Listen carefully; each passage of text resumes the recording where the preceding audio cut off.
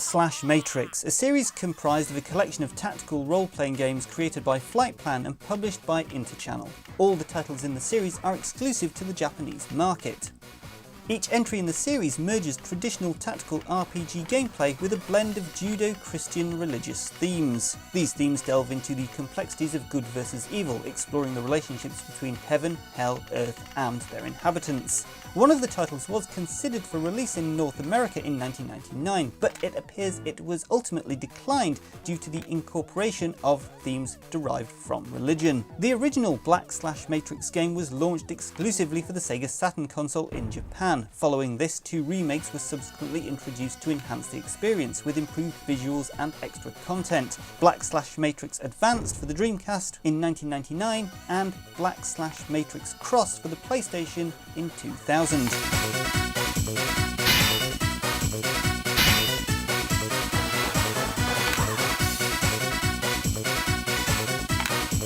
Now, if you're passionate about retro video games, as passionate as we are, then let us know in the comment section down below. Have you played any of the games we've talked about today, perhaps? Let us know down there. Now, don't forget to hit that thumbs up button if you enjoyed our trip down memory lane, and of course, if you've got friends who are fellow retro gaming enthusiasts, be sure to share this video with them.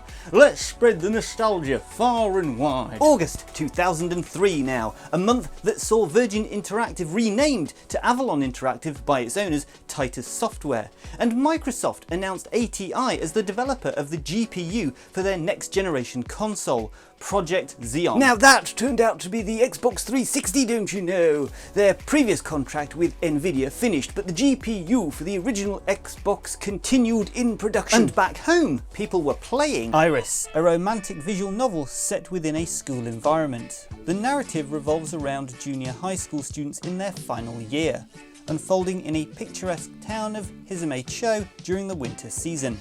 At its core, Iris delves into the intricate landscapes of first love.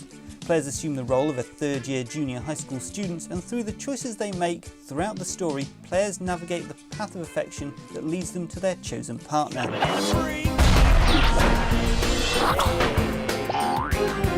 Freaky Flyers, an air racing video game developed internally by Midway San Diego for the Xbox and PlayStation 2, whilst the version for the GameCube was developed by Point of View Inc. and published by Midway Games.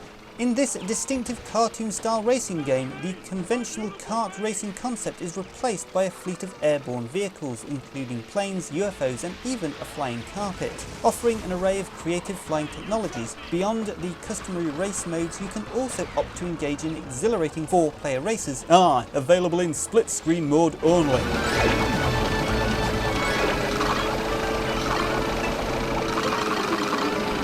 First place. Now, for a curious case of family-friendlyisation, let's call it, compare the GameCube cover to the cover of the PlayStation 2 and Xbox. The GameCube cover is noticeably less perky. It's unknown if the change was done at Nintendo's request or if Midway decided to do it on its own. Curiously though, the original artwork still appears on the GameCube version's discs. August 2013 now, and as always, these games might not technically be retro, but it might still surprise you to know that they are 10 years old as of this month.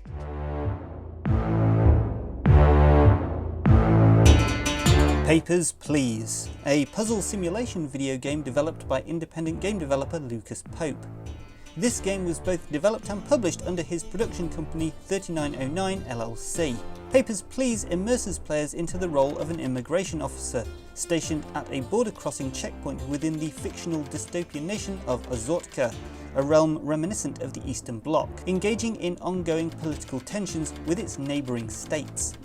As the game unfolds, players navigate the intricacies of this role in a climate of political turmoil. Set in the confines of a migration checkpoint, players examine the passports and supporting documents of immigrants and returning citizens. This process entails meticulous scrutiny against an expanding list of rules, with an array of tools and guides at the player's disposal. Responsibilities include admitting individuals with valid credentials, rejecting those lacking proper documentation, identifying false information, and simultaneously managing personal finances.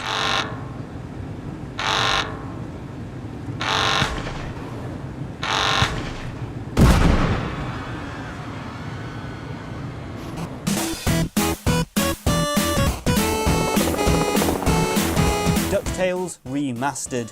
Whoa. DuckTales came out in October of 1989, not 2013. I know, but it's the Way Forward Technologies remaster of the 1989 original. Oh, bloody hell. I mean, even the remasters are becoming retro now.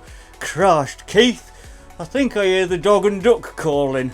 Right, get your coat, and if you're at the bar before me, mine is a pint of bash. Presented as a Metroidvania-style platform video game published by Capcom, this title serves as a high-definition rendition of DuckTales. The remake was made available across various gaming platforms: PlayStation 3, Wii U, Windows and Xbox 360. The game's core revolves around Scrooge McDuck's global escapades as he embarks upon a quest for 5 treasures, aiming to amplify his already impressive wealth. The remastered version took around a year and a half to craft, with development commencing in late 2011. It introduces substantial upgrades to the original graphics and audio, an enriched storyline and a complete voice cast that notably includes surviving voice actors and actresses from the original animated series.